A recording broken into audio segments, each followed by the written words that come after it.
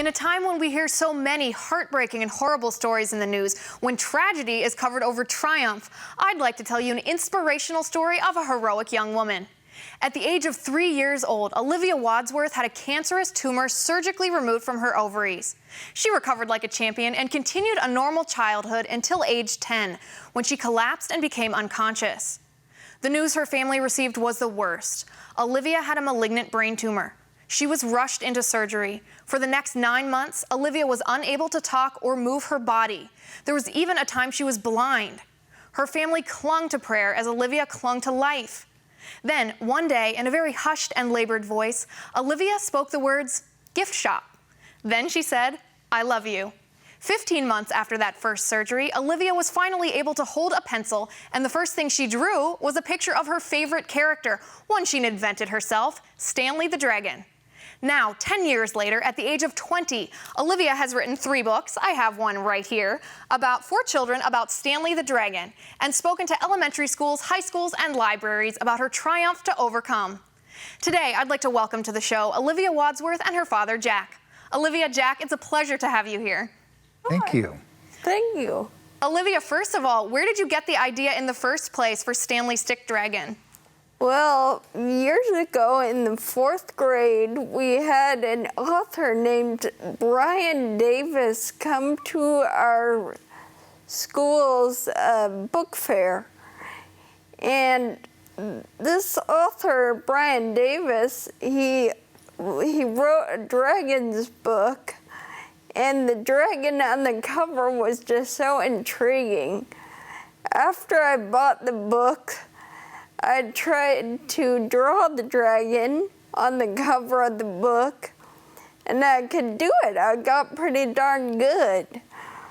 I've seen your drawings. You look very good. Your illustrations are very good in drawing those dragons. And you've written 3 books about him now. Was this your idea to write these 3 books? Yes, it started out as a comic, and you know, just drawing all the pictures for the comic, it got kind of tiresome. And my 5th grade teacher really complimented me on my writing. So I decided to turn Stanley into a story because I didn't have to write or draw so many pictures, but I could express my words. And it's a very good book. I was just saying before this segment to you that I read the book yesterday. I was sitting at my desk in my office just flipping through it when people came in. Now, after the hospital, all those years ago, when you drew Stanley Stick Dragon, what made you think of him first thing? Gosh, it's making me go back to my mind. I think just that he was a favorite character of yours, that you'd invented him, and maybe he'd been on your mind through this whole ordeal because you liked dragons so much? Yes, exactly. I couldn't have said it better. Now, your view on life is wonderful. You're a very funny, very beautiful young woman. What do you tell students when you speak at their schools? What's your message to them? Well, what I tell them is, you know, that no matter what whatever situation you get into, you can always overcome your greatest disabilities or whatever. Right, that no matter what happens to you, if you put your mind to it, you can overcome and you can triumph. And you're certainly an excellent example of that. Now, do you plan to write more books about Stanley Stick Dragon?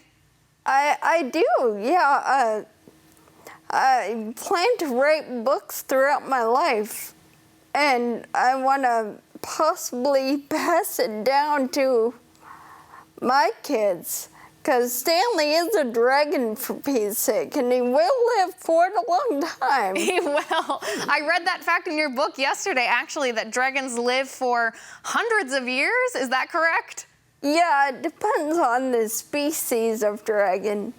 It depends, but they can live for a very long time. Oh yeah, the shortest lifespan I've read so far is like 150 years. It's crazy. Then Stanley's gonna survive well after any of us are. Yeah, Stanley is gonna live, 300 years at least.